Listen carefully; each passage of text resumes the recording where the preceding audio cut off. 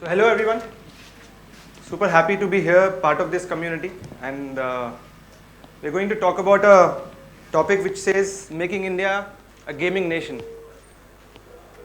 So how many of you think this is a goal, a vision, a question, or a possibility which is in distant future? Can we have a raise of hands? How many of you think that making India a gaming nation is a question or a vision or a goal or a possibility? So all these hands are raised for possibility, or this is like a vision? In the future. In the future, okay. So even before we get into thinking about or looking at how India becomes the gaming nation of the world, let's first look at India, what it has done across different spectrums which are already there. Let's see some stories which India has created and emerged as a superpower or a powerhouse. Story number one, human well-being.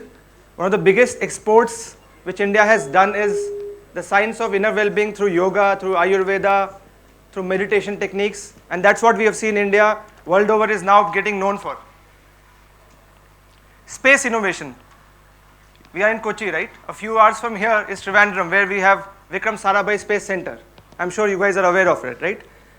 Through space innovation, ISRO has created something incredible, which was impossible to imagine for a third world country to become a spacing superpower. ISRO has managed to launch satellites, and right now the count is, I think, 400 plus satellites has been pushed into space. More importantly, ISRO has achieved the missions of moon like Mangalyaan, Chandrayaan at budgets which are 1/10 or 1/100th of what people have spent in other countries. Billions of dollars have been spent on these missions, and ISRO has managed to do it. I think, how much did a Chandrayaan cost? Anybody? How much did a Chandrayaan cost to the country to build a mission to moon? Anyone here? Any guesses? How much should it cost according to you? Can't hear. 140 crores. 140 crores. You can't even make a movie these days, 140 crores. You're talking about a space mission. It was around 100 million. And the same mission, when a US or a Russia or a China did it, it cost billions of dollars to create a space mission. So that's the kind of innovation which ISRO has done in space. Infrastructure. Nobody could imagine that India, a developing country, would become an infrastructure giant. And today, all of us are in the age of digital infrastructure.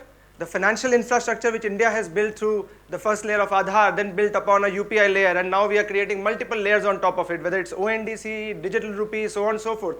India has reached the pinnacle or the benchmark of what a digital infrastructure looks like.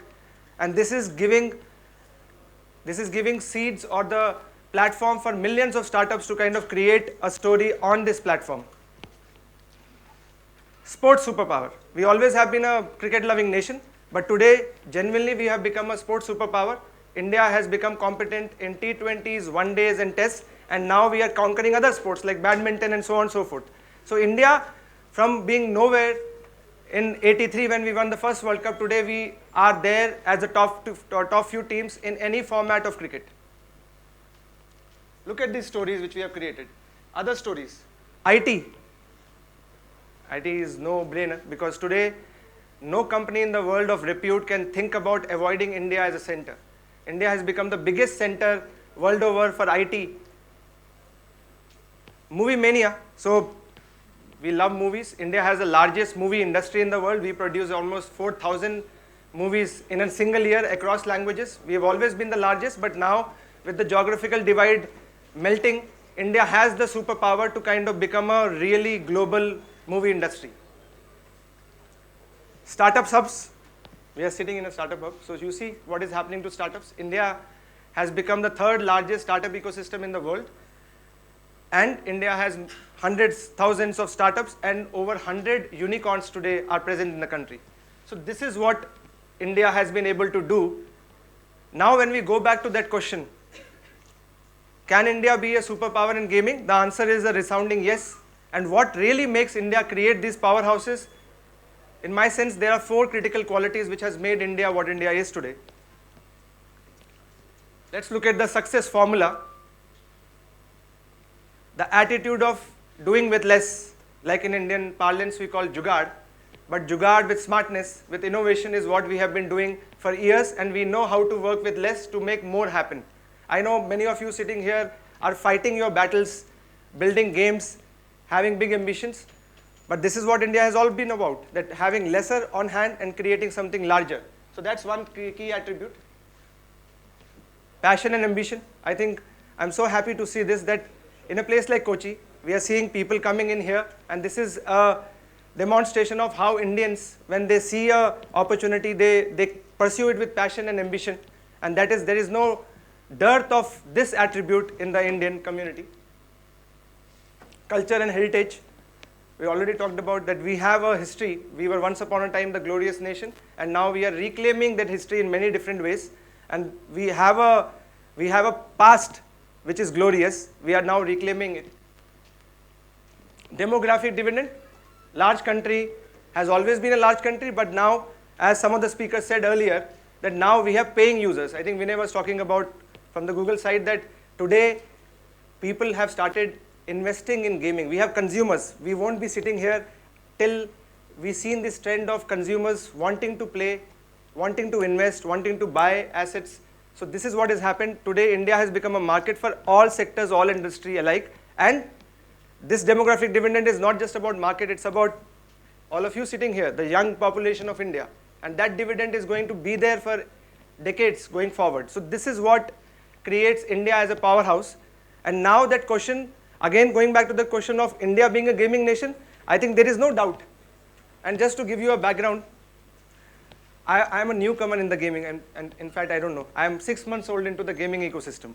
Perhaps one of the youngest here in terms of my exposure to gaming, my entry into gaming. I was part of the electric vehicle revolution which is happening in the country. I spent a good 4 years building my startup, building it as one of the top 10 in the country. So I did that, and I can see a lot of parallels in how I saw EVs, electric vehicles, when it just started. Early days of EV looked pretty much like this. Very few people, lot of passion, ideas, and then things started happening. It took a long time, but it started happening. And I see the same thing here, gaming. India definitely is going to be a superpower. India is going to be the gaming nation of the world. But the important question for us is, where are we right now? What are the enablers which will make this gaming nation happen? So we'll start looking at these enablers.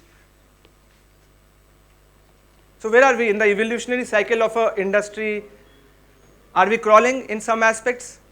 Are we walking in some aspects? Or are we really up there and running with the best in some aspects? So let's start looking at this. Government, regulatory environment. Where do you think we are here? In terms of regulations of the government, in terms of governmental support, where do you think we are? We are crawling, we are walking, or we are running? Louder. We are crawling. We are crawling. We were crawling. All this while we were crawling. All this while we were crawling. Only in the last 6 months we stood up and started walking. Why? Because finally central government has started taking note of gaming as an industry. Gaming as an industry was actually not recognized as an industry. Was not recognized. All of us were working in the gaming industry, but it was not recognized as an industry.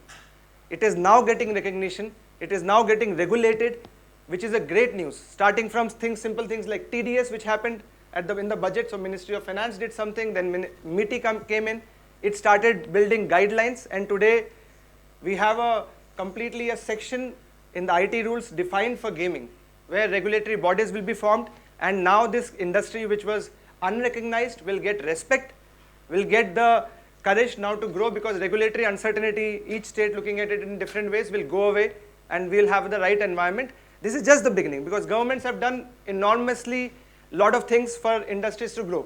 I'm sure all of you are aware of what Korea has done, South Korea has done for the gaming industry. I'm sure you're aware of how China has built its gaming industry, and how in India industries like electric vehicles is building on the trigger or the support of the government. So government, it has just started working, and we are hoping in the next 6 months we'll see a lot which will happen from the government side, which will make sure that this industry grows. RMG. How many of you have done something in RMG? Okay. So RMG stands for real money gaming, where people pay to play. This industry doesn't get talked about in generally the gaming industry conversations, but in India, the industry size we saw, in the Indian industry size is $2.5 billion, approximately 20,000 crores, out of which a good 60%, 16,000 crores or 15,000 crores is real money gaming. This real money gaming has seen large companies emerge. Today the biggest of companies, if you talk about Indian gaming industry, the largest of companies are in the RMG space. In fact, I represent an RMG company. We are into rummy and fantasy. RMG has become a huge space. Now somebody would say that this industry, what do you think is doing? Huh? Running. It is running. It is not yet running. And I'll tell you why it is not running. I am from the industry, so I can speak more freely. It's not running yet, because what has happened, Google, I think if you do go on Google Play Store and type thing like rummy, you'll get hundreds of companies. Hundreds of companies. Like out of the 1,000 odd companies, gaming companies are there in India, a big chunk is in the RMG space, because it's 50%, 60% of the market, paying users. And you know what is the ARPU of a user in RMG? Any guesses? I think people from casual gaming, you will have different metrics, but RMG, a playing user pays how much in a year? Any guesses? Business metrics? People are developing games, some business metrics. How much do you think a player who plays on a platform, RMG platform, like a rummy, would play for in a year, approximately? Any guesses? What is it for casual games? Casual games, a user pays how much? Hello? Okay, so we need to know these numbers. I think one message is that business, while we are doing development, creative work, engineering work, design work, thinking work, it's very important to know the business side of things. So just for your example, in Rummy, the average paying user plays for or delivers a revenue for the company approximately 2,000 rupees. The same number for casual would be in 1/10, 175, 150, like that. Right? So that's the industry for you. So this industry, super industry in terms of revenue, rummy, poker, fantasy, all these come under this. Has there been innovation?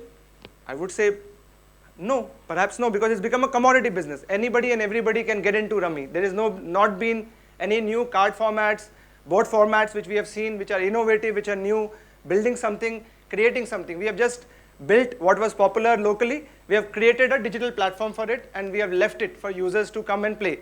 The platform itself is not gamified, so there is the core game itself doesn't have any endogenous value, right? You understand the value within the game. There is no game assets or game attributes which create value. It's just a platform, digital platform, and on the platform itself there is no other value for the user to kind of come and engage. So there is a long way to go in terms of what we see on the RMG space. Fantasy, again, we have seen large companies coming up, huge. It is basically on the opportunity of India as a cricketing nation. People love, and people wanted to have a platform to kind of engage more, entertain more, bet, play more.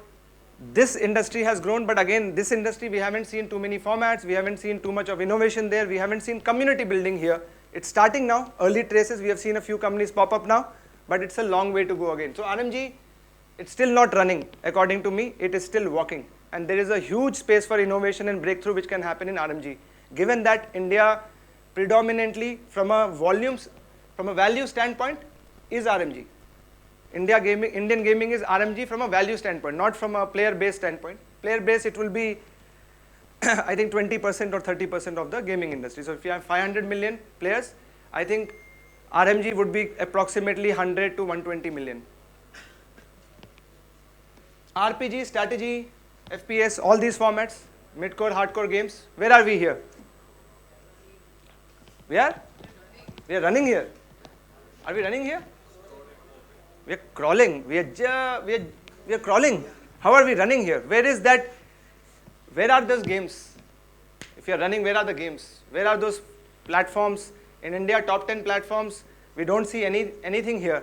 We are not there within the country consumption of platforms, games. We are not there anywhere. We are there, I think, out of the top 10 Indian games, only one game is there. Which game is it? Top 10 grossers or player engagement? Ludo King, right? Ludo King is the only platform. So we don't have, we are crawling here, and this takes effort. I was very happy when somebody, you did a show of hands and saying that some of you are building games here. This requires enormous effort. It's not easy. It needs a lot of components to come together. Very different from RMG in that sense. Far more complicated, far more intrinsic. This is the immersive world which is being created. So this is where there is a lot to be done. And the good news is, today Indians are consuming content from outside. Most of these games are built from outside, not Indian themes. The good news is, one, as a country, we have built a few. Like there is Raji. How many of you have played Raji? So Raji is one of them. Asura is there, and some of these. But these are drops in the ocean. We are crawling here. They are drops. It takes a lot of effort. But the good news is that we have the treasure. We have the raw material here. The raw material in terms of stories and themes which can immerse. We have mythology, we have history, we have folklore, and we have the movies. We have a huge movie industry. And today we have seen, globally we have seen games based on movies have done well. Some of them have really done well. Whether it is Thor, which are the other games which have done really well based on movies? Last of Us, yeah. So we have a lot of material available here for us to dig in. I think this is where I'm sure most of you are thinking this is not something new, but the important thing is Indian content is very rich.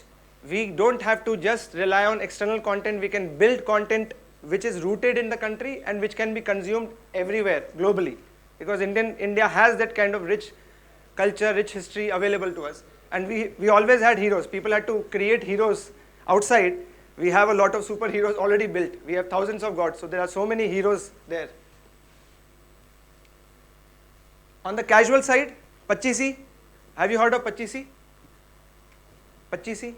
Doesn't ring a bell? Ganjifa? Okay. So this is a casual game. This is 2000 years old. This is almost similar to what it was shown in the whole Mahabharata story. It's that kind of a game. So Pachisi is basically a simple game, board game, which has inspired the new Ludo. Ludo is inspired by Pachisi. And there are so many such games. You can look up Ganjifa. Ganjifa is a game which was played across the country for 400 years in different geographies, in different states with different avatars. The game had different avatars. There was a Dash avatar Ganjifa, which was on the 10 avatars of Vishnu. So there was so much which was already there. And this game, anyways, we know, we have Ludo. Ludo is a game top 10 in the country. Gameshan has built it. And we have this story. We have Teen Patti also in one of the top 20 games, if not top 10. So there is huge potential here. Humongous potential in building the RPG and other formats, and also formats built on Indian themes. And that is something we should really, really dig into. We're continuing the story of where we are. Community and advocacy.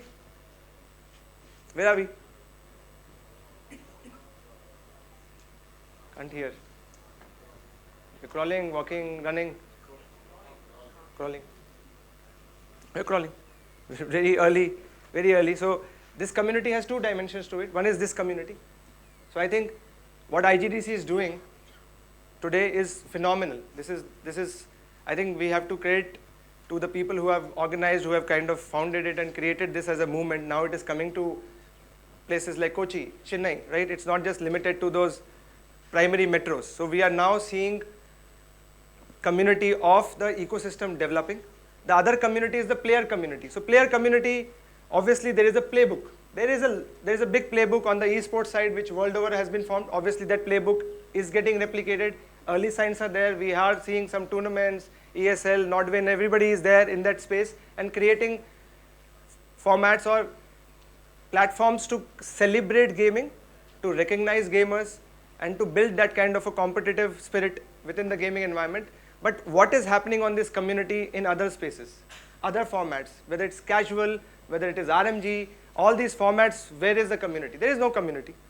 There is no community. Today, this community is not available in most of the gaming formats, and there are innovation happening. We are seeing social gaming, we are seeing interactive gaming happening. I'm sure you would have heard of things like Tamasha and so on and so forth. So there are influencer-led gaming platform where there is community building happening, and there are some other formats being built. These are early experiments, and we have to see how this builds in, but community is a huge part of gaming. I don't have to say it, overemphasize this because it is known, but we have to find a playbook which is unique to India. Our demographics is very different. Community for a 18 to a 30-year-old is different.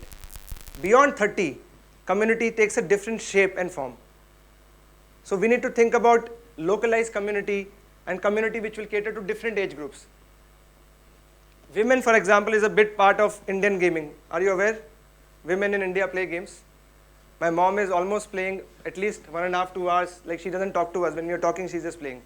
Right? So that's always, so I mean, that's not isolated. This is the case of women in India really play. They might not pay because they might not pay yet, but they play. So we need to create community. So the community for everyone is what we need to think about, and that is where again one piece of community creators, we need gaming community creators to come in. Funding. Where are we? Huh? How many of you have got funded here? Any funded platforms? No, not funded yet. Anybody had? Lot of people. Okay, so this is like the, yeah, so we are definitely crawling. We are definitely crawling, and this is an important point because when you talk about building games as a gaming nation, we need, of course, this fuel to back, and we need right investors to come in who have the vision, who have the patience to build this. We don't want investors who will look at, short-term gains. We need people who can build, right? So this is where we have a long way to go. We have a few. We have Sequoia, we have Elevation, Lumikai, and some of these funds have come in. Some global companies have come in. Flutter has come in. So we have a few, but there is a long way to go here, and here we need plenty to be available. I think the right gaming nation would be investors queuing up in Kerala Startup Mission, this building, and waiting for all of you to come. That will be really where the funding ecosystem grows. How is the business ecosystem? Business ecosystem means we have various stakeholders, no? A publisher, a developer, designer, broadcaster, distribution platforms, ad platforms, so on, influencers, so on and so forth. All this community who make gaming happen. How are we here? Huh? We are crawling. We are crawling. We are just started.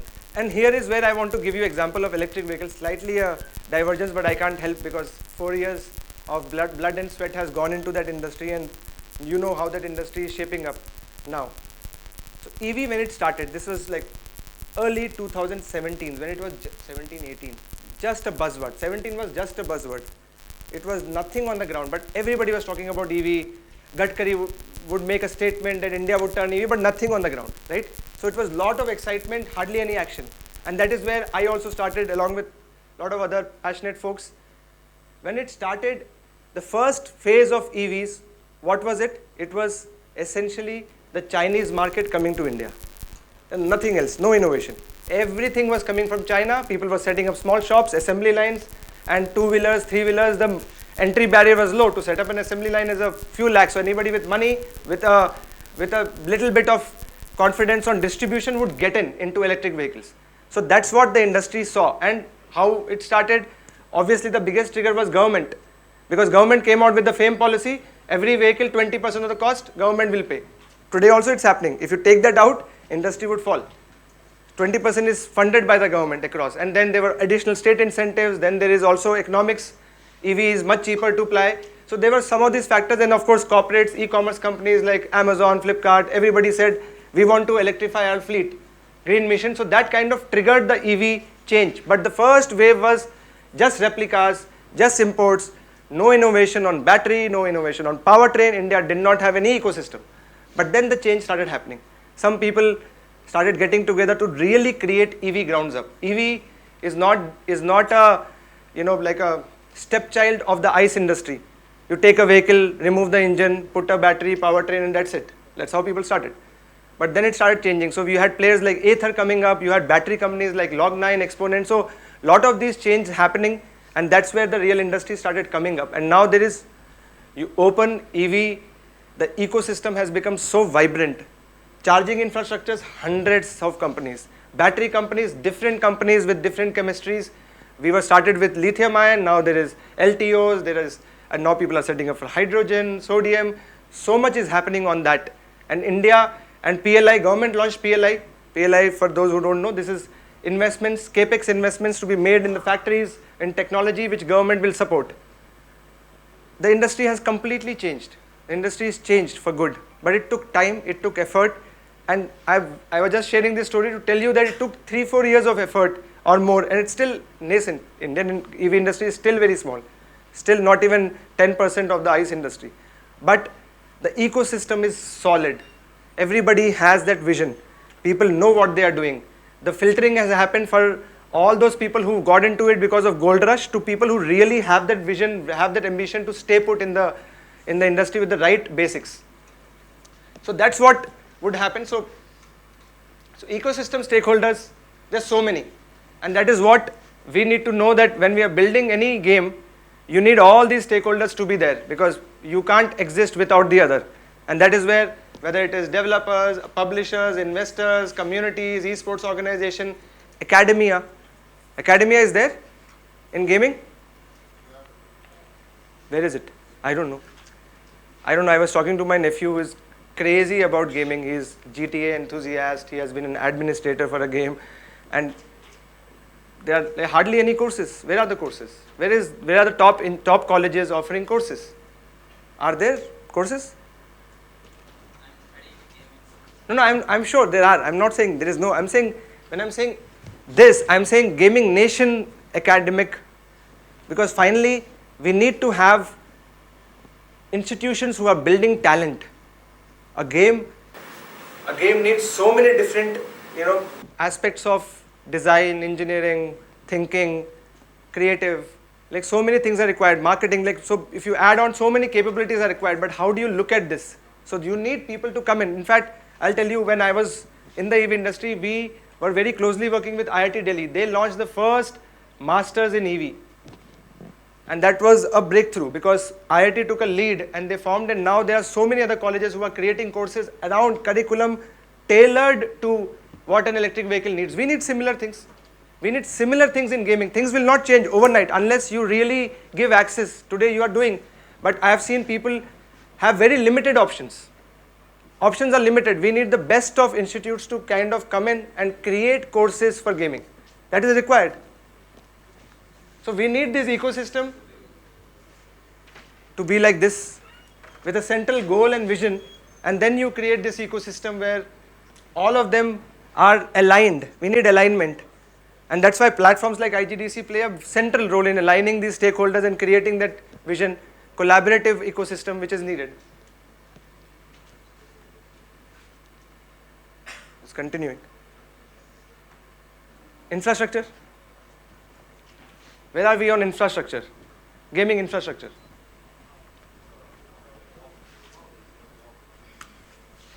Walk, crawl, run. So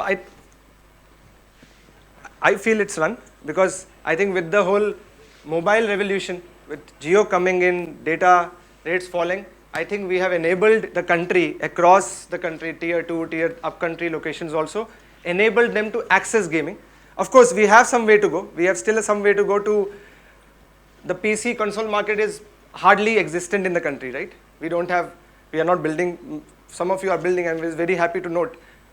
But to give access to gaming, that infrastructure costs a lot of money, and an individual in a remote town would not be able to afford. So how do we create access there? So infrastructure is there. It's a great news that what has happened in the country. But yes, we have to enable infrastructure access to everyone. Talent, we have already spoken. I think gaming needs a lot of talent. It is a multidisciplinary approach. You need game designer, creative artists, writers. Then you also need people who understand business. You also, you need plethora. It's like a complete, a studio of different functions, different speciality. So that's what you need. So talent, I think that's one thing which we should focus on, is to create talent in the community. Creating that right talent. because gaming needs a different kind of thinking, different kind of design, different kind of engineering. So yeah, so this is where we are on the gaming nation. So we are going to be a gaming nation, but we need to best start walking or running in most of these aspects, and automatically we will see a change. And this change is happening. It's happening. It will take a few years to kind of really go in green in every dimension, but we are already on the way. And I want, this message was for people who are, all of you, I see most of you are, young, and this is a space which you have gotten, is something which you are co-creating for not just the country, for the world. So that's the key theme here, that to remember that you are part of this industry which is just finding its feet. So don't worry about how you are struggling. Struggle is going to be a part of it, but most of you will be people who will solve this puzzle. Most of you will kind of solve this puzzle for the industry. Last is action. We have to action. So I am saying I am ready for action. Are you going to join me is the question. So we have to do a lot of action. Now whatever we have heard so far, there is a lot of action points which come in. What are these action points? And I am saying I am taking my step. I am going to act. So can we change? And this action is to transform gaming as a hobby. Lot of people, lot of Indians today play it as a hobby. They still don't think it as a career. I have seen so many around me right now. I have seen so many around me. They don't think it as a career. I have been trying to counsel them that look, I am into gaming. And still people are still choosing the standard practical choices of life because they don't see it as a career. It's very unfortunate. Gaming nation cannot let the potential to go away just because people don't see it as a career. So how do we build it as a career? We build it as a career by partnering with the academic institute. I think this is where we have to start approaching institutes. I think within Kerala, outside, everywhere, we have to start talking to colleges, institutes, the best of the best in the country, to start thinking about gaming as a discipline in itself and creating something. We are already making a beginning. I want all of you to also think about it and do whatever it takes to work on this cause. Gaming as an addiction. We see it so much. I think gaming advocacy is something which is completely missing. Gaming, if you talk about, society feels it's addiction. So complete. Is it time done? Is it? That's the indicator. Yeah, lights off. Right. So gaming as an addiction. So what we need to change? Gaming as a passion. We need to celebrate gaming. We need to think about. So this needs advocacy. Government advocacy is happening. We are part of some, and we need to advocate across central, state, various institutions, and we need to build narratives. Media today, if you pick up, gaming is always a taboo, is always an addiction. There are hardly any stories which come out to say story of gamers, of the gaming community. That stories are not coming out. So we need to advocate very strongly across. Media collaboration, so media has to be with us, has to be a stakeholder, otherwise things would not change in the social narrative how it is built. And we need more events, we need more events, we need more people like Ajju Bhai, the influencers, we need more people like them to come in. The last is gaming for good. So gaming is not just entertainment, gaming can be a transformative tool, and I really want us to think about this because this is the biggest potential where India can be leader right from today. Can India be the birthplace of gaming for good? Gaming can be used as a tool across different domains, whether it's education, it's already happening in some places, but it's still very nascent. Can gaming become the tool for education, health, social awareness? So many different ways, different aspects of life can be addressed. So this is one other thought I want to leave with you, that can you build games which build gaming for good, because this would fundamentally change how gaming is today used as just a tool to entertain, to engage, but then would become a transformative tool, and India can be a leader here. So this we have to do. This is something which nobody has thought about, and we should really build this as an example, as a cornerstone of our gaming industry to build games for good.